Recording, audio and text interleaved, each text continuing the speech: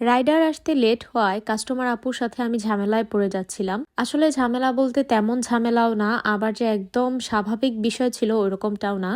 তো কি হয়েছিল আমি অবশ্যই জানাবো। তার আগে একটু বলে দিই, আমরা শুধুমাত্র গাজীপুর জেলার ভিতরে কেকের অর্ডার নিয়ে থাকি, গাজীপুরের বাইরে আমরা কেক ডেলিভারি করি না। মূলত এই কেকটা যে আপুটা নিয়েছিলেন, আপুটা এই কেকের সাথে আরও একটা কেক নিয়েছিল, যেটা আমি আপনাদের সাথে ডেকোরেশনটা শেয়ার করেছি। আর আপুটা হচ্ছে আমার রিপিট কাস্টমার। আর আপুর লোকেশন থেকে আমার লোকেশন হেঁটে গেলেও 5 মিনিট হবে না, আমার মনে হয় 2-3 মিনিট সময় লাগবে এরকম। তো সমস্যাটা মূলত কেক নিয়ে হয়নি, আসলে ডেলিভারি নিয়ে ঝামেলা হয়েছিল।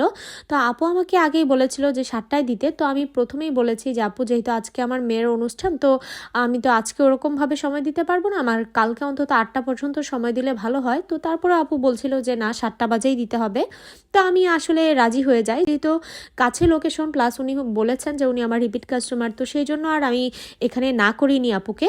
তো এরপর আমি আসলে অন টাইমে কেকগুলো রেডি করে রাখি, বাট আনফর্চুনেটলি মানে যিনি আমার এই কেক দুইটা ডেলিভারি করবে, সে আসতে অনেক বেশি লেট করছিল। আমি আসলে 7টা বাজার আগেই রাইডারকে ফোন দেই। তো তারপর ও বলে যে আধা ঘন্টার মধ্যে চলে আসবে। তো আপুকে আমি বলি যে আপু দেখেন, এরকম একটু সমস্যা হচ্ছে, একটু লেট হবে। আর এদিক দিয়ে দেখেন, একটা জিনিস খেয়াল করলে আপনারা বুঝতে পারবেন, রাস্তাঘাটের বিষয়ে ওরকম ভাবে কিন্তু চাপ দেওয়া যায় না একটা মানুষকে। আল্লাহ না করুক একটা বিপদ আপদ হলে কিন্তু ওইটার দায়ভারটা আমাকেই নিতে হবে, তাই না? সো মানুষের লেট হতেই পারে, আধা ঘন্টা 1 ঘন্টা কিন্তু এদিক সেদিক হয়। এরকমটা অনেক সময় আপনারাও করেন, বলেন যে 1 ঘন্টার 2টা বাজেই কেক নিব, অনেক তাড়াহুড়ো করে আমরা কেকটা বানিয়ে রাখি, বাট আপনারা 4টা বাজে আসেন, তাই না? সো আমরা তো আর ইচ্ছে করে লেট করি না। তো আপুকে আমি বারবার করে বলার পরে আপু প্রথমে আমাকে 10 থেকে 15 মিনিট সময় দিয়েছিল। আমি ভেবেছিলাম যে রাইডার হয়তো বা অন্তত 7:30টার ভিতরে কেকটা ওনার হাতে দিতে পারবে, বাট 7:30টা পার হয়ে যাওয়ার পরেও আমি দেখলাম যে আমার রাইডার আসতেছে না।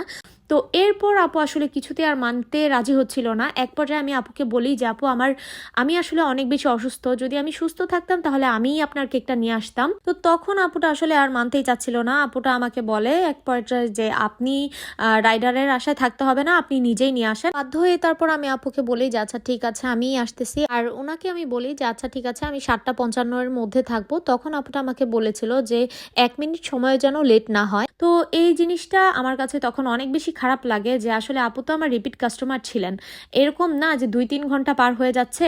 তো আপুটা আমাকে বলেছিল যে আপুদের নাকি প্রোগ্রামে আর কি খাওয়া দাওয়া প্রায় কমপ্লিট, তো কেকটা না আসলে নাকি সবাই চলে যাচ্ছে, এরকম একটা অবস্থা। আমি অবশেষে বাধ্য হয়ে ওই অবস্থায় বোরকা টোরকা পরতে গিয়ে আমার হাত টাত একদম পিন দিয়ে টেরা হয়ে গিয়েছিল, যেহেতু বোরকা পরে আমি বাইরে যাব, রেডি হওয়ার একটা ব্যাপার থাকে। আর এত দৌড়াদৌড়ি করে যাওয়াটা আমার জন্য, মানে আমার শারীরিক অবস্থা ওরকম ছিল না যেটা আমি আপুকে জানিয়েছিলাম। অবশেষে যখন আমি ঘর থেকে বের হব, মানে আমার দরজার সামনে গিয়েছি, তখন দেখি আমার রাইডার এসে হাজির। তো তো অনেক সরি টরি বলছিল, আমি যদিও অনেক রাগ করেছিলাম, রাগারাগি করেছি ওনার উপরেও।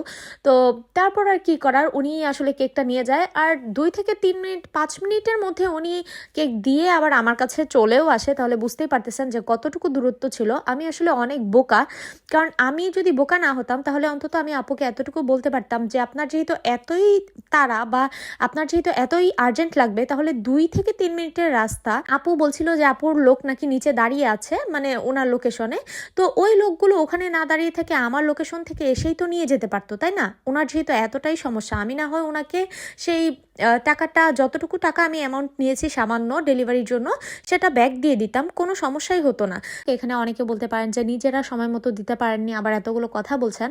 শুধুমাত্র এটার উত্তর একটাই দিব যে আজকে বিপদটা আমার না হয়ে আপনাদেরও হতে পারতো। আমাদের প্ল্যানিং এর বাইরে এরকম অনেক কিছুই কিন্তু ঘটে যায়, তাই না? তো এটা আমাদের সবারই আসলে মাথায় রাখা উচিত। যাই হোক, আপনাদের কাছে কেকের ডিজাইনটা কেমন লেগেছে অবশ্যই জানাবেন। আল্লাহ হাফিজ।